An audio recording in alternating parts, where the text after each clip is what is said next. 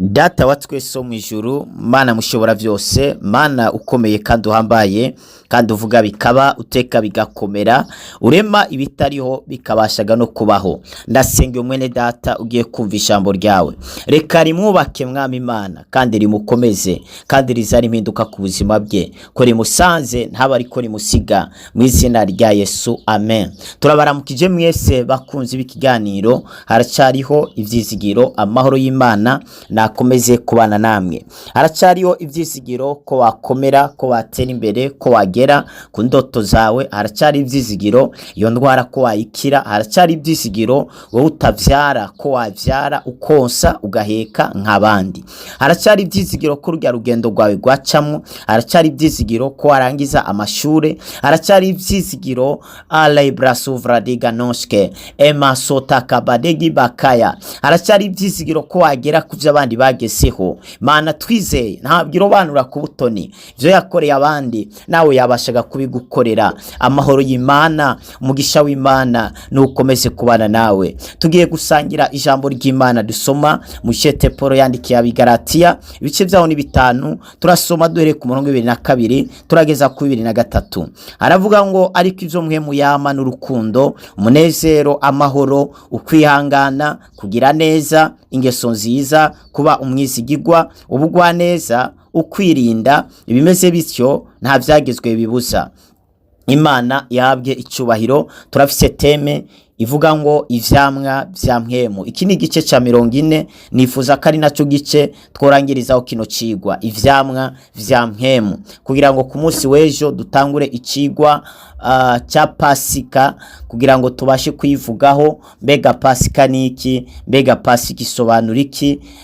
Ndizera ko ku munsi w'ejo ico cigwa tuzobasha kugitanga, kandi tuzogitanga ku rubuga rwa YouTube ndetse n'urwa Facebook. Imana iguhamamega kugira ngo uzabashe ukurikirana ico cigwa. Zagifise parti ya mbere kumbure na parti ya kabiri. Imana iguhezagire cyane. Ivyamwa vya mpwemu yera twarabivuze mu ntango kudashobora kugaragaza buno buzima bwa mpwemu yera mu gihe mpwemu yera atari muri wewe. Birivuga ngo icyo umuntu abiba nico azimbura, icyo umuntu abiba nico azimbura. Iyo tubonye igiti hejuru camye imyembe, turashobora kwibwira ko hari ya munsi imbuto bateyeyo ari imbuto y'iki, y'umwembe. Iyo tubonye igiti hejuru ari mandarena cyangwa ari imicungwe, turashobora kwibwira ko munsi hariyo urubuto rw'umucungwe. Iyo tubonye rero ivyamwa vya mpwemu yera hejuru, tuja tumenya neza ko indani haba hariyo mpwemu yera. Bwa bino vyamwa vya mpwemu yera ni vyamwa bigaragara ku bana b'Imana, bigaragara ku bantu bavutse ubugira kabiri biciye mu kwakira Yesu umwami n'umukiza w'ubuzima bwabo, bakabatizwa mu mazi menshi, bakagendera mu ijambo ry'umwami. Imana ihabwe icubahiro. Iyo rero umaze kuvuka ubugira kabiri, ubu vyawe n'Imana, kandi ubu vyawe n'umwuka wera. Biroroshe cyane rero kugaragaza ico camwa cya mpwemu yera. Mpwemu yera ntabwo abesha. Niyo mpamvu umwana w'Imana afise mpwemu yera ategerezwa kurangwa n'ukuri, ategerezwa kuba imvuga kuri. Umuntu agira indimi zibiri ntabwo waba ari umwana w'Imana. Birivuga ngo tugire ururimi rumwe, tugire imvugo imwe. Birivuga ngo mbega mu isoko rimwe hova y'amazi aryoshe hakongera akavayo nayarura. Ivyo ntabwo bishoboka. Isoko rizana yarura abara yarura nyene, abara yabishe nyene, ariko isoko rizana amazi aryoshe abaryoshe nyene, kandi abaryoshe n'ubuvomye no munsi nejo uzasanga ari kwa kundi nyene, ariko arirya yabishe ni kwa kundi nyene. Wavomejo wavoma hirya yejo amazi ni yayandi nyene, kubera isoko abari rimwe, ariko isoko nirishobora kuzana amazi y'uburyo bubiri. Uko niko abakristo tudakwiriye kugira imvugo zibiri canke indimi zibiri. Bivuga ngo indahiro zanyu ibe ego canke oya, ariko no munsi dufite abakristo barahira za ndahiro z'abapagani ngo ndakagirane, ibyo ntasubiramwo. Imana idutabare cyane. Ariko indahiro yanyu birivuga ngo ibe indahiro ego canke oya. No kurahira izina ry'Imana birabujijwe, no kurahira ngo n'ukuri kw'Imana birabujijwe. Reka nkubwire, ukuri kw'Imana ni jambo ry'Imana. Urashobora ntushobora kurahirira umukunzi wawe ngo sinzopfa nguciye inyuma ejo ukamuca inyuma, urumva ko ubeshye Imana. Ni icyaha kiba kigarutse, kubera Imana nibesha. Igihe warahiye ngo ni ukuri kw'Imana, igare k'ico kintu aba ari ukuri nyene kudahindagurika, kubera ukuri kw'Imana ni guhindagurika, ariko ukuri kw'abantu kurahindagurika. Umuntu ashobora kubwira mu gatondo kagukunda, ugatungurwa na saa sita akubwiye ko yabishinduye. Urashobora guhura n'umuntu akakubwira ngo ni ukuri umutima wanje wose ndawukweguriye, ariko ku mugoroba akaba ari agukorera ikibi utigeze kubona. Umuntu arashobora gusezerana ibintu mu gatondo, ku mugoroba akabihindura. Uwo ni umuntu ntakuragira. Ukuri kuba ku Mana yonyene, ariko kandi ukuri kukaba no mu vyaremwe bishasha. Abana b'Imana dutekeye ubuzima bw'Imana. Abana b'Imana indani muri twebwe turafise ubuzima butandukanye n'ubuzima bw'abantu. Maraki 3 hariya 18 aravuga ngo mu gihe kiza Imana izashiraho itandukaniro ry'abizera Imana n'abatayizera. Imana izashiraho itandukaniro ry'abubaha Imana n'abatayubaha. Imana izashiraho itandukaniro ry'abagororotsi n'abanyakibi. Iryo tandukaniro Imana yararishizeho igihe Yesu apfa akazuka. Imana yari hejeje gushiraho ubwoko bushasha, ivyaremwe bishasha. Yesu aravuga ngo nimwizera ivyo nkora muzabikora, ariko muzakora ari bibiruta. Yesu hari ubuzima yabayemwo. Yesu ntabwo yinezereje nk'abandi. Yesu ntabwo yagenda nk'abantu. Yesu yagenda nk'Imana. Mu cete ca mbere Paulo yandikiye Abikorinto ibice vyaho ni 3 umurongo wa 3, Paulo aratungurwa abonye abakristo bariko bakora ivyo abapagani bakora, biba bakica bagasambana bagatukana ndetse bakagendana n'izigo. Paulo aratangara yifata ku munwa, aravuga ati ubwo buzima muri ko mugaragaza ntabwo ari ubuzima bwanyu, muri ko mugenda nk'abantu kandi mwategerezwa kugenda nk'Imana. Abefeso 5:1 hatubwira ngo twigana Imana nk'abana ikunda, kurya Imana itabesha, aba ariko natwe tubaho ubuzima bwo gutabesha, tukagaragaza icyamwa cy'ukuri. Umuntu akeneye ukuri akagushaka mu bana b'Imana. Umuntu akeneye umwizigirwa akamuronka mu bana b'Imana. Ariko mu bakristo twuzuranye abapagani biyita abakristo, twuzuranye abantu atari abizigirwa yamara biyita abantu b'Imana. Ariko kuba umwizigirwa ni kimwe mu bintu bizagufasha kubana n'abantu. Abizigirwa ntibakunda kubura akazi, abizigirwa ntibakunda kubaho ubuzima bubi. Abantu babizigirwa kenshi bararondegwa, kenshi nivyo baranagirirwa nabi. Kumwizigirwa birafite ikiguzi. Abantu bazakwanyira ubwizigirwa bwawe niwinjira muri societe y'abantu b'ababandi biba bagapfura. Nawe nutagapfura bo bose bazakwanka, kubera bo bategemeya, bo biyagaburira imiryango yabo biciye mu kwiba. Rewe nuhagera ntiwibe bazakwanka, ariko ico camu uzokigaragaze. Botuma wirukanwa mu kazi hakukora ivyo abapagani bakora. Kubaho k'umuntu ni guhagaze mu kazi akora, ariko kubaho k'umuntu guhagaze ku Mana.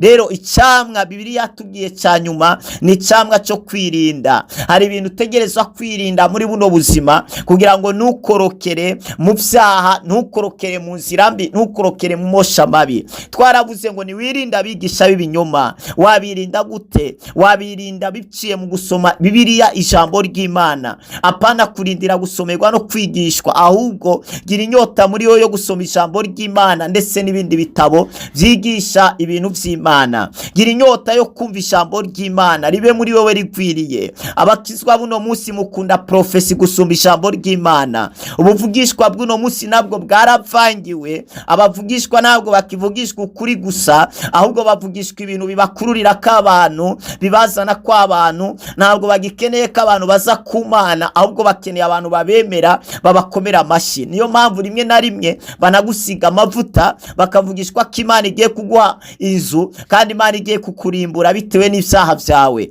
Yego barashobora kuvugisha ukayironka, ariko ukayiburiramwe amahoro, ukazahomba n'ubuzima buhoraho. Yakwirinda uno musi abakristo ntavyo bagikora. Mwe mu w'Imana ni Imana ubwayo iba muri twebwe. Birivuga ngo shobozwa byose ruba inkomezi. Mwe mu Imana ari muri wewe kugira ngo aguhe inkomezi zo kubaho ubuzima butandukanye n'ubw'abandi. birivuga ngo abarongorwa na mpwemu nibo bana b'Imana. Birumvikana igihe utarongorwa na mpwemu nturi umwana w'Imana. Mpwemu yera rero iyo ariko arakurongora, akurongorera muri bino vyamwa twaganiye, akurongorera mu rukundo, mu kwihangana, mu kugira neza, akurongorera mu kwama, mu kugaragaza ingeso nziza, akurongorera mu kuba umwizigirwa, akurongorera mu kuba umugwaneza, ndetse akakurongorera mu kwirinda mu nzira zibereye zigororotse. Mu kwirinda kwawe urashobora kwitandukanya n'abagenzi babi, ko hari ivyaha dukora tubikoreshejwe n'abagenzi babi. Umuntu wese agusunikira mu ngeso mbi, umuntu wese agusunikira mu kunywa inzoga n'itabi, uwo mugenzi itandukana nawe. Kwa vise umugenzi w'umubandi uhere no musi itandukana nawe. Kwa vise umugenzi w'umumaraya atandukana nawe. Umuco n'imyiza ntibibana, biratubuza tukicarane n'abacokoranye. Hari bibanza uri umwana w'Imana udakwiriye kuja guteramiramwo. No musi dusigaye tubona abana b'Imana, abantu bitwa abakristo bakagenda mu mapisine koga, abandi nabo bakagenda mu masona, abandi bakagenda gukorerayo ngo babakorera mu massage. Ugasanga n'umukobwa ariko gukorera massage. Umupasiteri umwe w'umugezi arambwira ati urya mukozi w'Imana ni byiza kuza uragenda muri sona bakagukorera ka massage. Ndamubaza ati massage bayikora gute? Ati uragenda muri sona.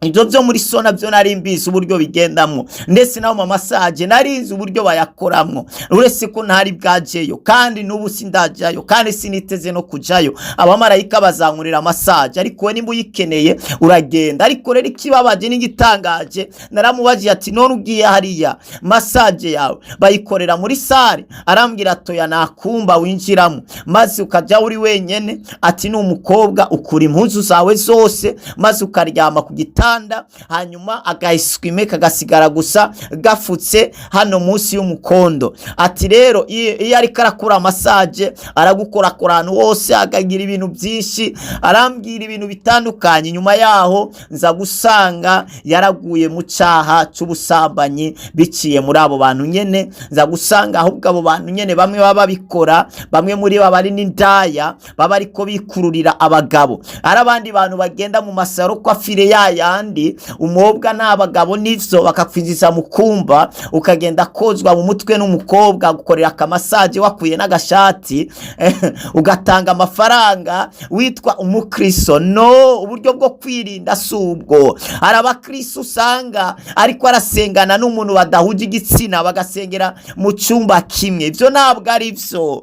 Mu kwirinda ivyo utegerezwa kwitandukanya navyo. Abandi bakajya ku marezo sosio bagahuriraho n'abasore, bakahurira n'abakobwa, bagatangira kubaresha bakabakururira mu zindi ngeso. Abandi bagareba amasanamu y'ubusambanyi akabakururira mu kwipfuza. Shuti yanjye uri kuranyumva, mu kwirinda utegerezwa kwirinda ibintu bitandukanye bikujana mu ngeso mbi. Nimba ari na filime ukunda kureba ikatuma muri wowe ugira ubwoba, yihagarike. Ari filime ukunda kureba kuba mu mubiri hari ikintu cyahinduseho, yihagarike. Imana igutabare cyane. Abakristo tugomba kugaragaza icamwa cyo kwirinda. Hari ibintu biza ku nzira yacu ariko tukirinda. No musaba ntibagitinya ubusambanyi, batinya sida, abandi bagatinya gutwara inda. Yamara ivyo ni bito kusumba kuzaja mu muriro bidashira. Ariho n'ibihano, ariho n'ivyago bigenewe abantu basambanye, bakoze ivyaha bitandukanye. Buri umwe wese hambavu y'umuriro hari icago azohanishwa ibihe vyiwe byose. Masutakaya elabo shanderebo sikatane gebaria ali katolia masate. Birivuga ngo vyakumarira iki kunguka ivyo mwisi byose ugahomba ubugingo budashira. Kini gihe cyo kurondera Imana, kini gihe cyo kugaragaza ivyamwa. Erega igiti gitamwa birivuga ngo kiracibwa, ishami ryama riratuturirwa ngo rishirizo kwama. Shuti yanje, Imana iragomba ko wama. Imana iragomba kugaragaza ubuzima bwayo. Imana iragomba ko agaragaza ubuzima bw'urukundo, icamwa cy'urukundo. Iragomba ko wama ingeso nziza, ibikorwa byiza, ivyiyumviro byiza, imvugo nziza. Abana b'Imana barafise imvugo bisangije. Erega no kuvuga neza naco ni camwa ca mpwemu yera. Yesu kubera ari yuzuye mpwemu yera, bamubwiye ko Lazaro yapfuye yavuze gasinziriye. Hari gihe mu gihugu bavuga ko hari intambara, uri umwana w'Imana nukwiriye kuvuga ngo hari intambara, ukwiye kwatura ko hari amahoro.